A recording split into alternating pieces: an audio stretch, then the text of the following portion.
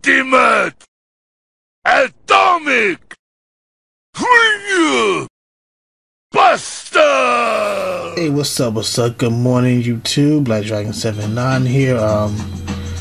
This morning I'd like to give a review, or my thoughts of this arcade stick, which is the QanBa Q4RAF. It's a dual modded stick. I got it about maybe 2 to 3 weeks ago, and here's my thoughts on this stick. It has a nice weight, nice feel, pretty good stick. And by the way, I am a first time, this is my second attempt at learning arcade stick. The first one I had was the tournament edition stick, round 2 for Super Street Fighter 4. For some reason I could not get the hang of that stick at all, and I basically gave up. So a year later, I happened to come across this YouTube video from by Darkside Phil, also known as DSP Gaming, on his channel. He was talking about the stick right now. It was dual modded, so I'm like, you know what, might have to check this out. So I did a little research, and I went to this place called Video Games New York, and they happen to have the stick right there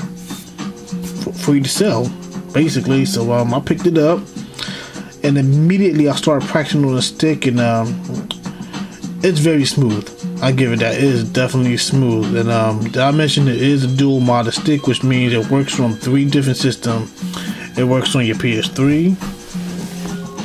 I don't know if you can see it right there too well. Hopefully it'll focus. There it is.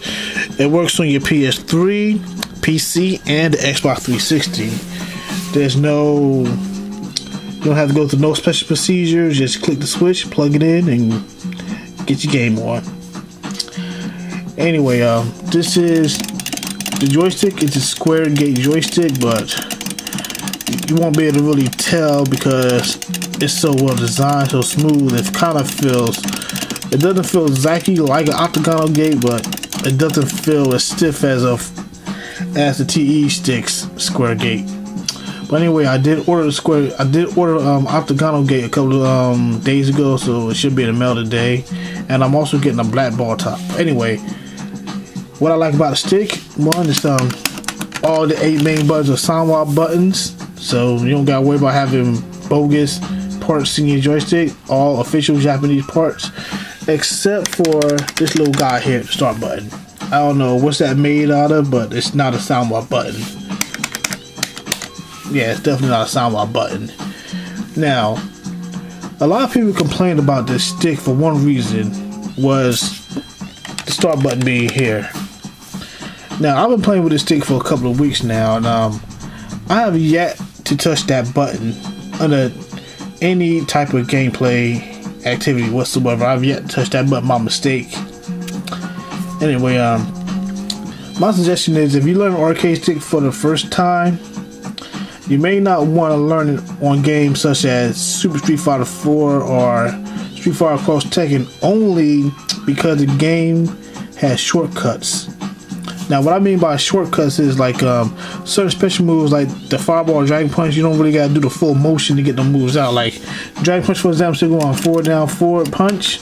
You can just tap, you can just double tap forward in the corner, get your Dragon Punch. Now, games like Third Strike and HD Remix, that's not gonna fly. So if you're gonna learn an arcade stick, those are the 2 games you might want to practice on, and then go to Street Fighter 4 or Street Fighter Cross Tekken, and you're gonna be like, wow. That's all I gotta say is wow. Since I've been playing with this stick, I have no reason to go back to a pad at all. I really don't. It's like it defeats the purpose of learning arcade stick if you're gonna give up and go back to a pad. Oh, also, for those who was wondering, you don't gotta worry about this stick at all sliding off your lap during play. Here's why. On the back we have this felt, which basically just sticks to your pants. So when you're playing, it'll never move. You don't have to worry about that ever. Also, we got the 4 feet here. 6 to any table, any surface, with no issues at all. Now, if I had to give this stick a score of 1 to 10, I would have to give it a 9. I would have to give it a 9.5. Yeah, a 9.5. It's for like a little simple reason. Here's why: a 9.5. This right here. Take a good look at it. It's not a quick release cord. That's the only reason it gets a 9.5 and not a 10. If it had a quick release cord, I would definitely get a stick a 10. Now, normally an arcade stick will run you anywhere from $120 to $200, depending on what you're getting. Like the Mad Catz Terminal Edition stick, which is only made for one system, depending on what system you're going to use it for, like the PS3 or 360. That stick sells for about, I don't know, about $160, I believe.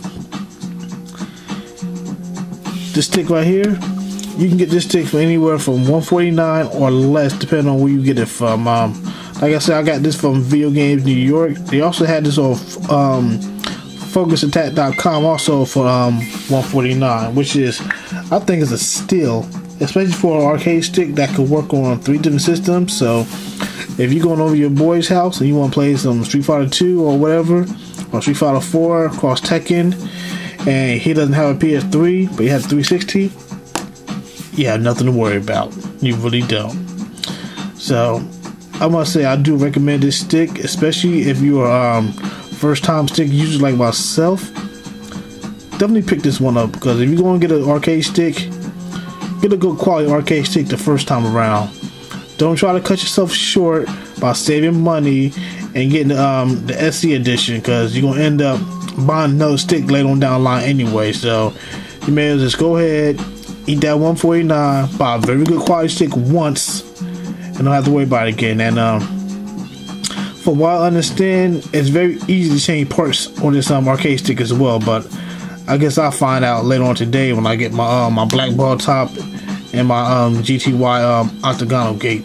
Anyway, this is Black Dragon 79 giving my thoughts or review of the QanBa Q4RAF arcade stick. And y'all have a wonderful day, and catch you next time. Peace out.